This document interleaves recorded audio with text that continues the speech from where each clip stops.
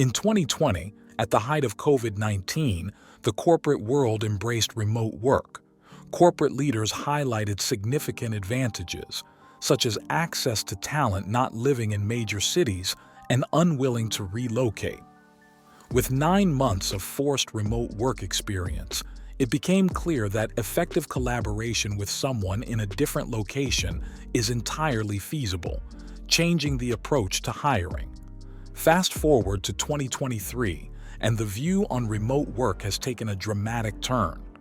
Divergent opinions emerged, questioning the viability of remote work for the young, management, and spontaneity. Some business leaders now consider remote work morally questionable and impractical, especially when compared to in-office work. The shift in the discussion about remote work is not just a matter of preference, but is closely tied to labor market dynamics. During the pandemic's peak and the subsequent Great Reshuffle, employers had little choice but to adopt remote working. Now, with the decline of emergency orders, companies are seizing the opportunity to reassess and address their initial concerns about remote work productivity. This change is evident in the numbers. The latest data from the Census Bureau shows that less than 26% of American households still have someone working from home, a significant drop from 37% in early 2021. In this video, we will dive deep into this transformation. Why has remote work, initially seen as a temporary solution, now become the center of such a heated debate? How have the perceptions and realities of remote work evolved? And what does this mean for the future of corporate work? Let's find out. Remote work, a concept once a rarity, became the norm almost overnight due to the pandemic. Before the global health crisis, only about 5% of workdays involved remote work. However, from March 2020, a significant shift occurred as managers and professionals were compelled to embrace full remote work. This abrupt transition revealed unexpected benefits: the absence of a commute, the comfort of working in sweatpants, doing laundry between Zoom calls. These aspects quickly became appreciated. More importantly, the savings in terms of time, money, and the opportunity to spend more time with family, like picking up children from school, were significant advantages. People rapidly found ways to remain productive, maintain communication, and continue collaboration. The investment in tools to support remote work and teamwork became a priority.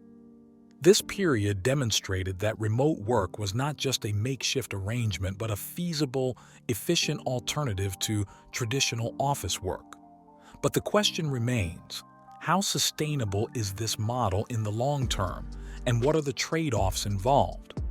In the following section, we will explore the impact of this shift on both individuals and corporations, delving into the advantages and the challenges that remote work presents in a post-pandemic world. As the world gradually reopened, corporate America's stance on remote work began to shift. Some companies even threatened employee termination if they failed to return to the office. Notably, even Zoom, the very company that facilitated the remote work boom, took a hard line on returning to the office.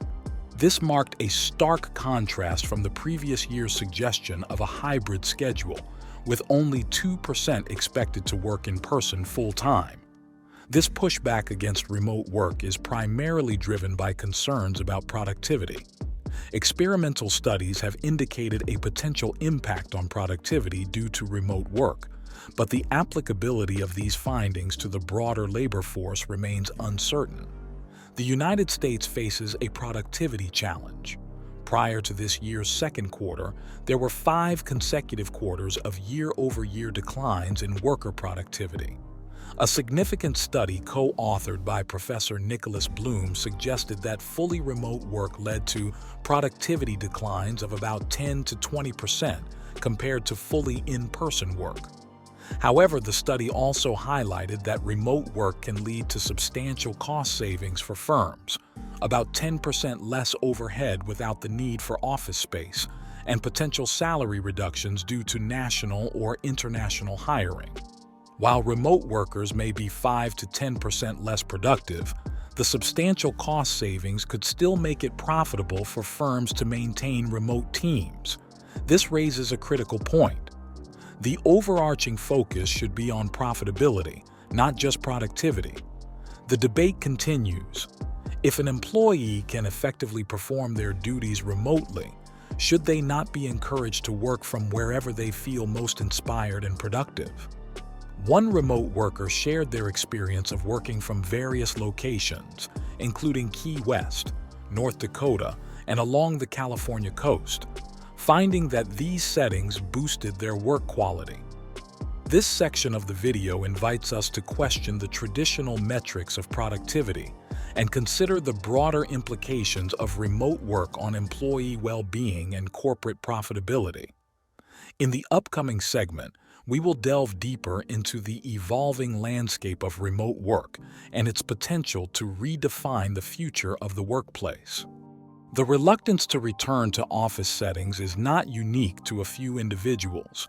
Many are choosing to resign rather than revert to traditional office environments. However, securing a fully remote job is becoming increasingly difficult. Recent research from Indeed reveals that job postings are declining more rapidly in metropolitan areas, traditionally known for remote-friendly roles. A parallel trend is observed on LinkedIn. Last year, approximately 1 in 7 job postings were for remote positions. This ratio has now decreased to about 1 in 11. Conversely, hybrid roles, a mix of office and remote work, have seen an increase, shifting from 1 in 11 to 1 in 7 within a year. This indicates a growing trend of employees returning to the office, albeit not for the traditional 5-day work week.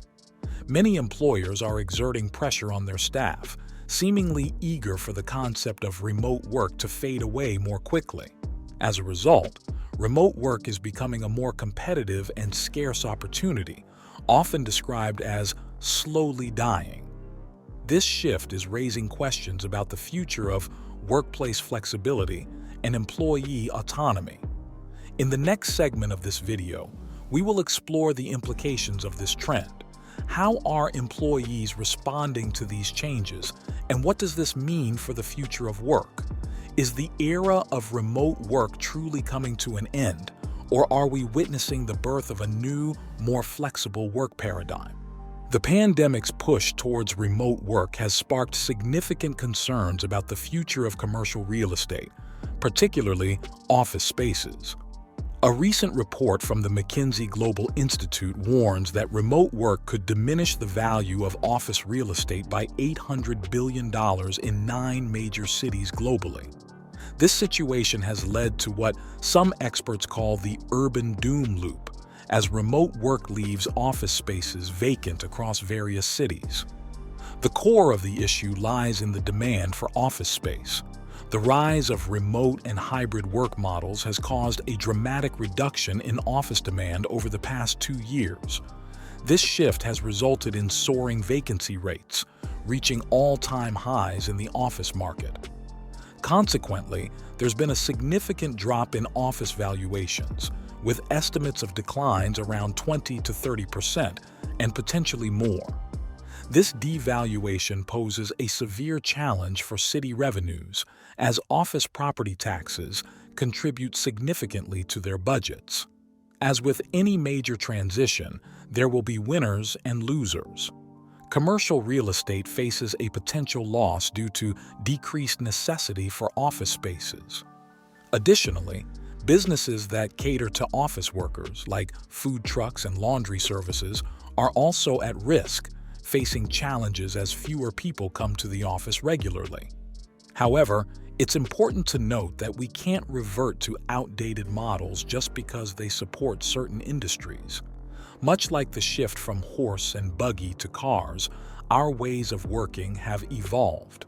Urging people to return to the office to fill commercial buildings ignores this evolution. Instead, commercial real estate must adapt. Some cities are already repurposing office spaces, converting them into residential housing and other uses. This situation calls for creativity in reimagining the future of these spaces. As companies contemplate the return to office strategies, the focus is shifting from traditional models to a more balanced approach. The consensus is clear.